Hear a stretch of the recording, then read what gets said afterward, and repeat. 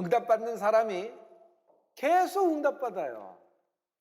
가만 보면 승리하는 사람이 계속 승리하는 것을 볼 수 있어요. 누구나 승리를 원하고 꿈꾸고 이야기합니다. 그러나 주변에 보면 승리한 인생은 좀 드물어요. 왜 그럴까요? 승리하는 법을 모르기 때문이에요.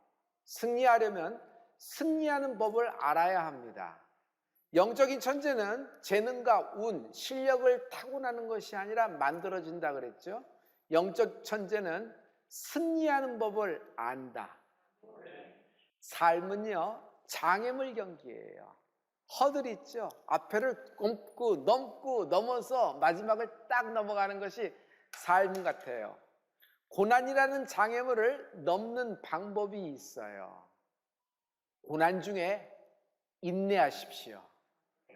저의 경우는 고난이 약이 되었습니다.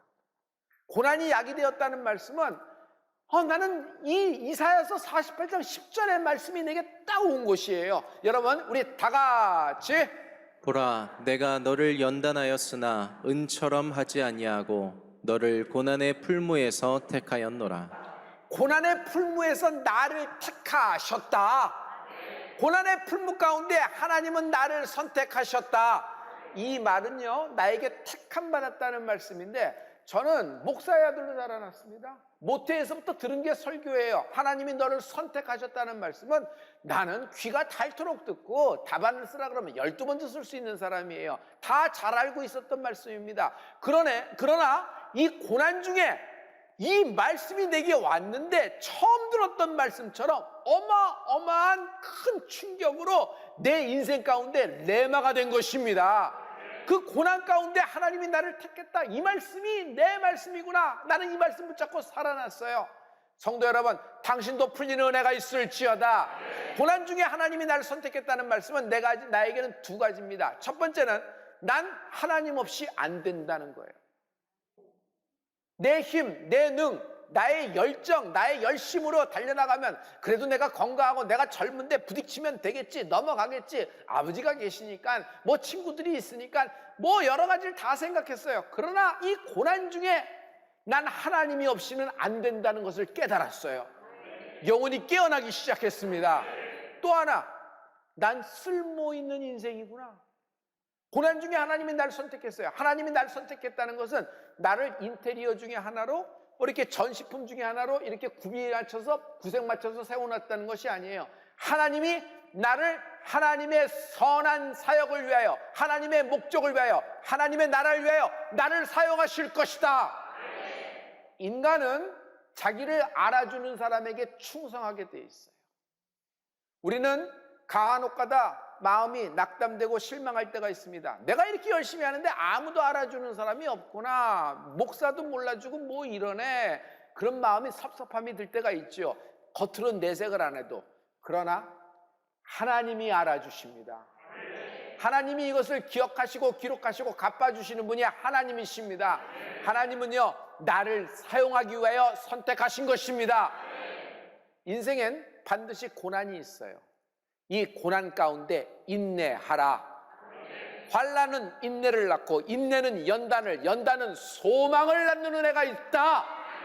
할렐루야. 그러므로 환난과 인내, 고난과 인내는 굉장히 밀접한 관계가 있는데 소망이 있다는 거예요. 인내가 뭘까요? 인내는 꾹 참는 것이 인내가 아니에요. 실력이 없어서, 약해서 한번 반응을 하면 더 얻어 터질까 봐, 그러면 더 큰 충격이 올까 봐, 그래서 꾹 참는 것이 아니에요. 성격이 참는 성격이기 때문에 인내한다, 그런 것이 아니에요.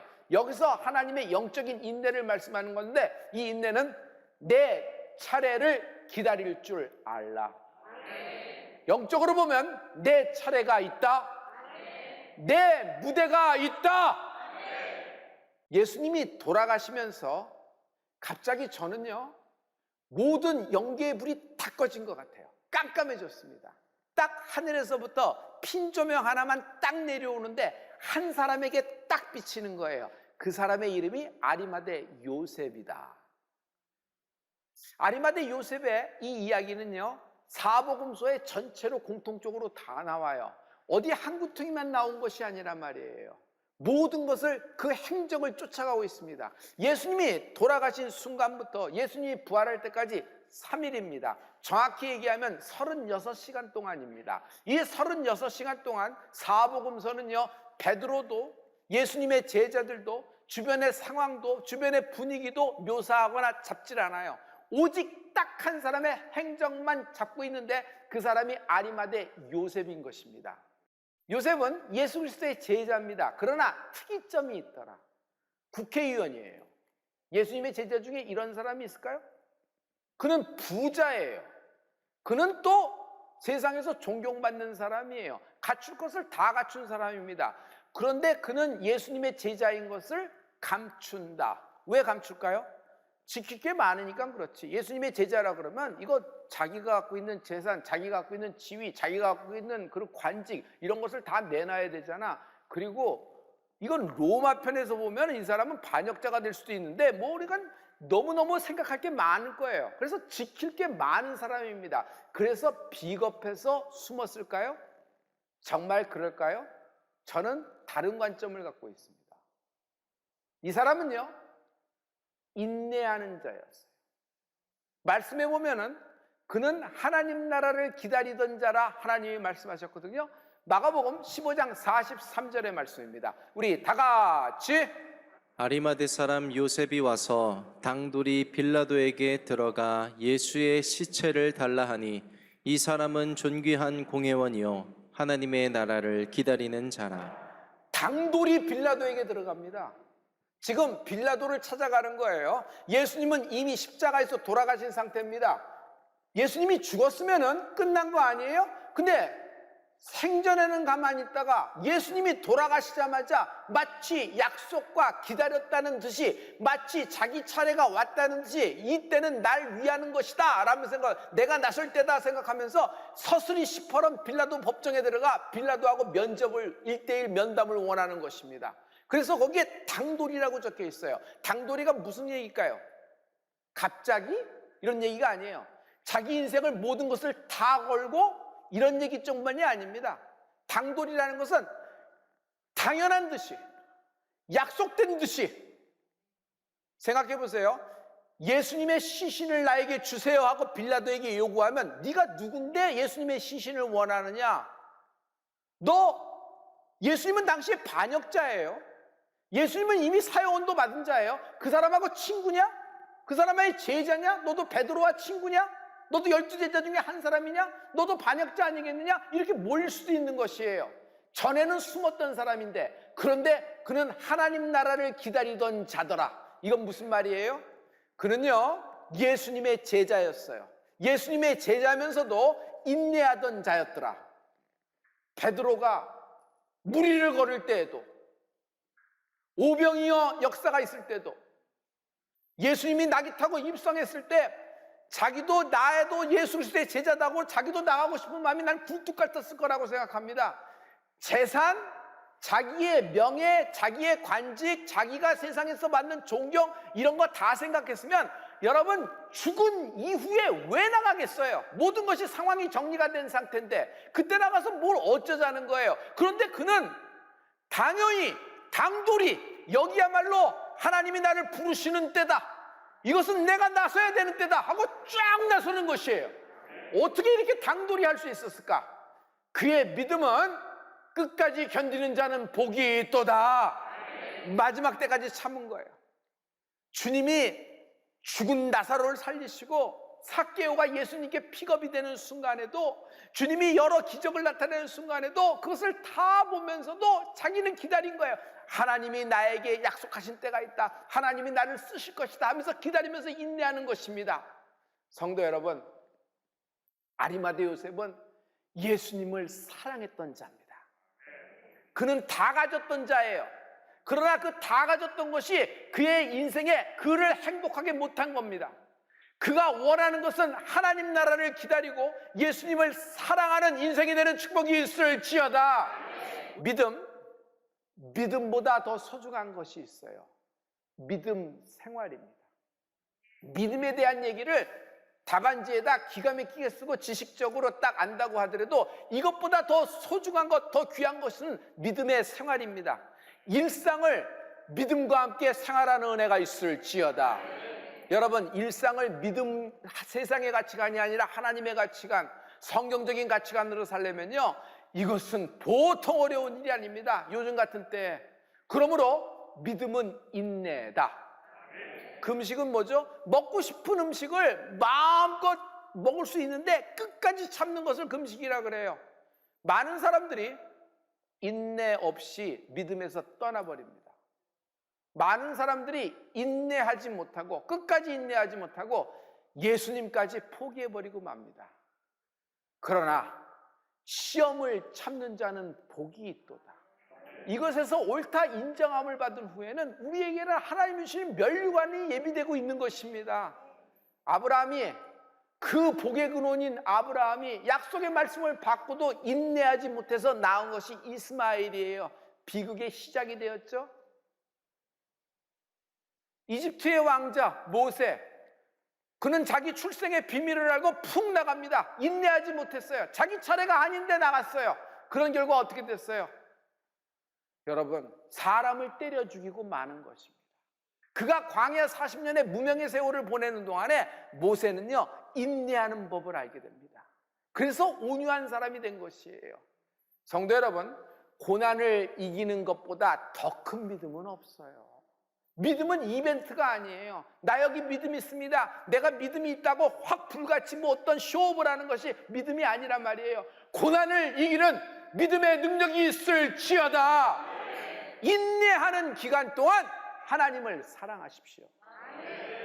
꾹 참고 아무것도 안 하고 멍 때리는 것이 인내가 아니에요. 실력이 없는 거지, 자신이 없는 거지, 꿈틀거렸다가 한 방 더 얻어맞을 것 같은 거지. 그러니까 여기선 피하는 게 낫다, 뒷걸음치는 거죠. 그러나 우리의 인내는 뒷걸음치고 후퇴하고 패배가 아니란 말이에요. 우리의 인내는 이 인내하는 동안에 하나님을 사랑하는 은혜가 있을지어다. 하나님을 사랑하는 것이 믿음이고 하나님을 사랑하는 것이 능력이에요. 아브라함에게 시험이 찾아옵니다. 이삭을 모리아산에서 바치라는 겁니다. 아브라함의 이 고난, 이 모든 고난은 하나님 때문에 시작이 되었습니다. 그럼 하나님은 왜 이런 일을 하시나요? 하나님이 아브라함에게 하나님을 사랑할 기회를 주시는 것이다. 타락할 기회를 주시는 것이 아니에요.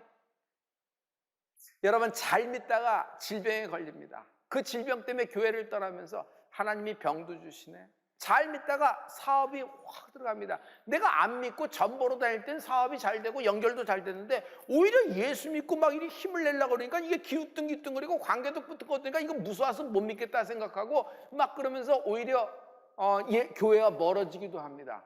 여러분, 이런 고난과 환난이라는 것은 여러분에게 교회와 멀어질 기회, 신앙이 타락할 기회, 예수님과 떠날 기회를 주는 걸까요? 아니에요. 이 고난의 때 하나님을 사랑할 기회를 하나님이 내게 주신 것입니다. 할렐루야. 여러분, 고린도후서 13장 5절의 말씀인데요, 우리 다 같이 너희가 믿음에 있는가 너희 자신을 시험하고 너희 자신을 확증하라. 예수 그리스도께서 너희 안에 계신 줄을 너희가 스스로 알지 못하느냐? 그렇지 않으면 너희가 버리운 자니라. 너희가 너희 스스로 되돌아보라는 거예요. 시험해보라. 하나님에 대해서 너희 믿음을 한번 확증해보라. 여러분, 하나님을 사랑할 기회를 얻은 것이다.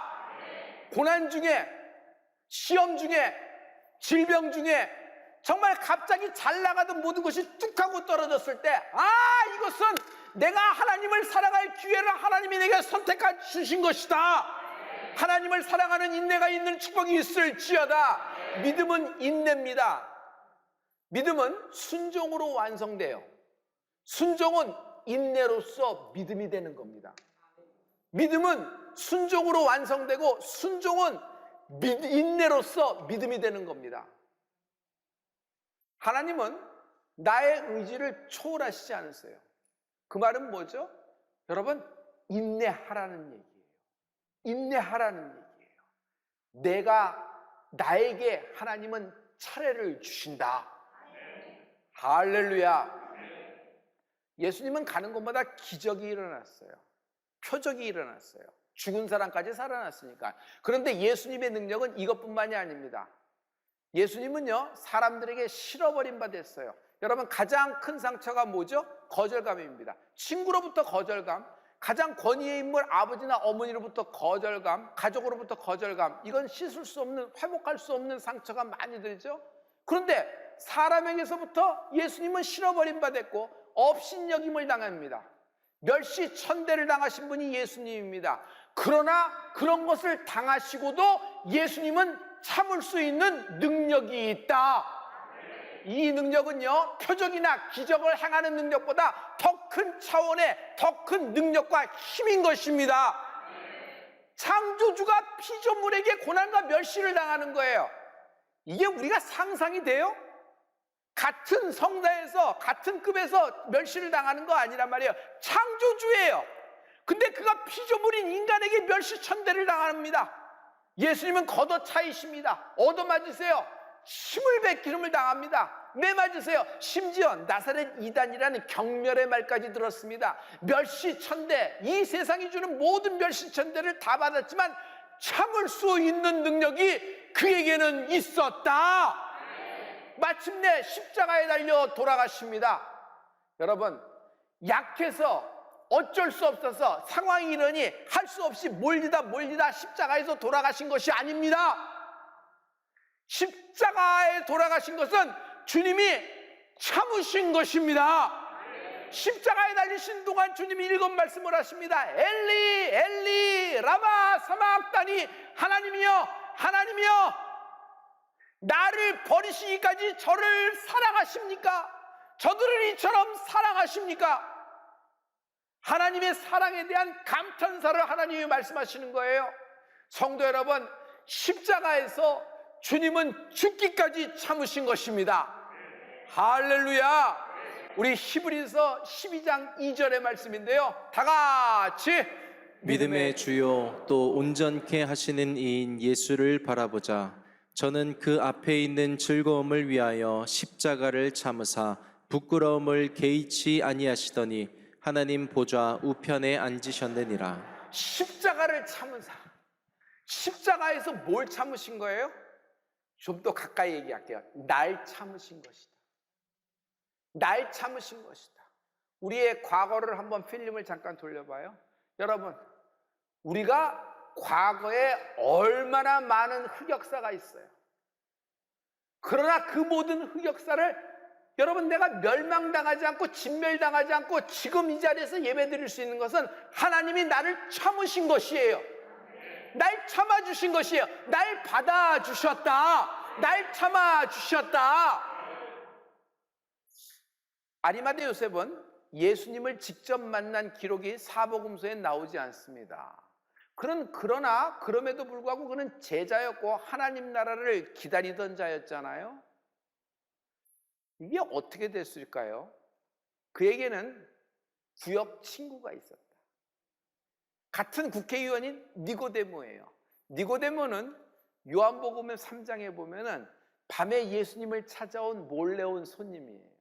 그가 예수님하고 여러 가지 이야기를 하는데 예수님은 니고데모에게 복음의 에센스, 복음의 핵심을 말씀하십니다. 그 말씀이 하나님이 세상을 이처럼 사랑하사 독생자를 주셨으니 이는 저를 믿는 자마다 멸망치 않고 영생을 얻게 하려 하심이라. 할렐루야. 그러면서 니고데모에게 이 말씀을 하십니다. 모세가 광야에서 뱀을 든 것 같이 인자도 들려야 하리라. 지금 십자가의 말씀을 예언하고 계시는 거예요. 니고데모에게 그 말씀을 하신 거예요. 그리고 아리마대 요셉은 어떤 걸 하냐면 부활의 메시지를 들었어요. 당시에 모든 사람들이 예수님이 생전에 죽으시고 사흘 만에 부활하신다는 말씀을 알았어요.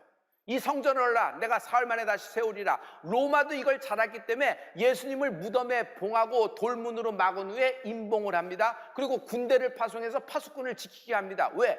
제자들이 예수의 시신을 몰래 가져다가 예수님이 부활하셨다는 말을 퍼뜨리면 이것도 곤란하게 되니까 그렇게 지켜버린 거예요. 여러분 이 부분을 잘 알고 있죠? 그런데 아리마대 요셉은 니고데모를 통해서 아마 주님의 십자가의 복음의 메시지를 들었고, 그리고 주님의 메시지를 잘 소식통이 있어서 잘 들으면서 뭐예요? 부활의 소식에 대해서 믿기 시작하는 거예요. 니고데모는 정말 모든 것을 걸고 빌라도 법정에 들어가 예수의 시신을 내가 장사하기를 원합니다.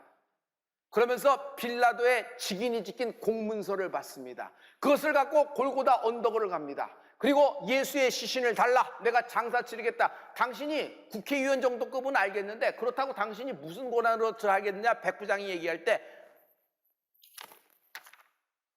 빌라도의 직인이 찍힌 공문서를 딱 들여버리는 겁니다. 그것을 보고 그 시신을 수습합니다.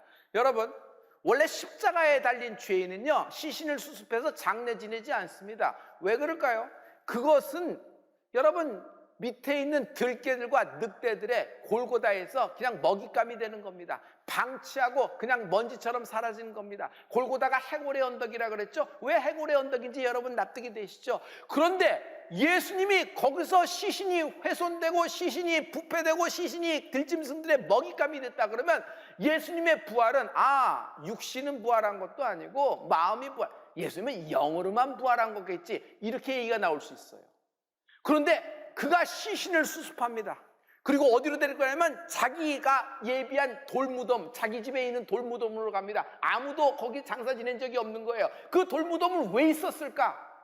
먼 훗날 자기가 생각해서 자기 들어갈 돌무덤을 지켜놔서 미리 사놨을까? 부자니까 여윳돈이 있으니까? 나는 그렇게 생각지 않아요. 아리마대 요셉은 하나님의 말씀을 말씀으로 믿은 거예요. 그리고 하나님의 나라를 위하여 이 모든 것을 만드신 분이 하나님이십니다. 이게 이렇게 맞아줄 수 있는 이야기가 아니에요. 그리고 거기서 들어가면서 구역 친구 니고데모에게, 니고데모, 너는 예수님의 장사를 지내기 위해서 향품과 몰약을 갖고 와. 니고데모도 갖고 옵니다. 그래서 예수님의 모든 그 몸을 새로 몰약으로 다 향품으로 칠하고 세마포를 입고 그 부자의 무덤, 아리마대 요셉의 무덤에 장사 지내는 것입니다. 할렐루야, 할렐루야. 이것이 누구를 사용해요? 마지막 때 하나님은 아리마대 요셉을 사용하시고, 아리마대 요셉은 이 하나님께 사용받을 때까지 끝까지 참으며 인내하는 축복이 있었던 것입니다. 요한복음 19장 39절과 40절의 말씀이에요. 다 같이. 일찍 예수께 밤에 나와왔던 니고데모도 몰약과 침향 섞은 것을 100근쯤 가지고 온지라. 이에 예수의 시체를 가져다가 유대인의 장례법대로 그 향품과 함께 세마포로 쌌더라. 니고데모도 마지막 순간에 하나님을 사랑할 기회를 얻은 거예요.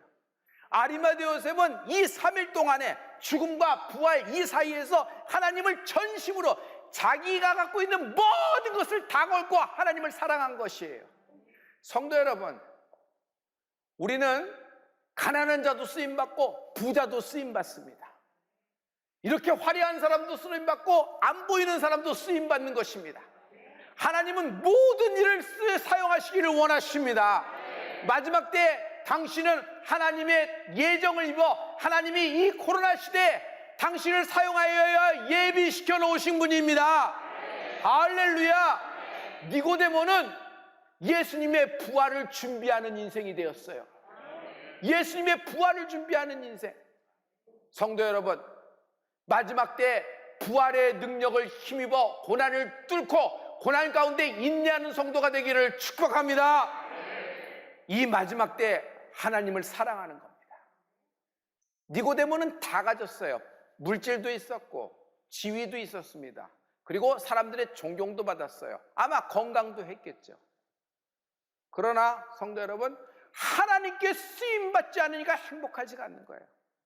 하나님께 사용되는 것이 인생의 최고의 목적이었던 사람이에요. 성도 여러분, 우리는 하나님을 믿는 게 내가 재산, 내 지위, 내가 어떤 학교에 입학, 내가 연봉의 어떤 수준, 이 프로젝트의 어떤 계약에 이것 때문에 예수 믿는 것이 아니에요. 이것보다 더 소중한 것이 있으니 성도 여러분, 하나님을 사랑하는 축복이 있을지어다. 고난이 왔을 때 내 영혼이 깨어나고 하나님을 사랑한다고 고백하십시오. 말만 하지 말고 손과 발이 움직이는 은혜가 있을지어다. 예배가 회복되고 기도가 회복되고 인생이 회복되는 은혜가 있을지어다.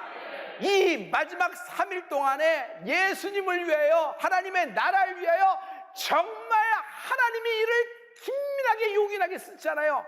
마지막 때에 당신이 지금 어떤 우울증 환자, 어떤 공황장애, 어떤 질병, 어떤 신용불량자, 심지어 인생 가운데 큰 실수와 실패를 해서 망한 사람이라고 할지라도 하나님은 당신을 다시 재기시켜 당신을 사용하실 것입니다. 승리하게 되리라. 기도하십시다.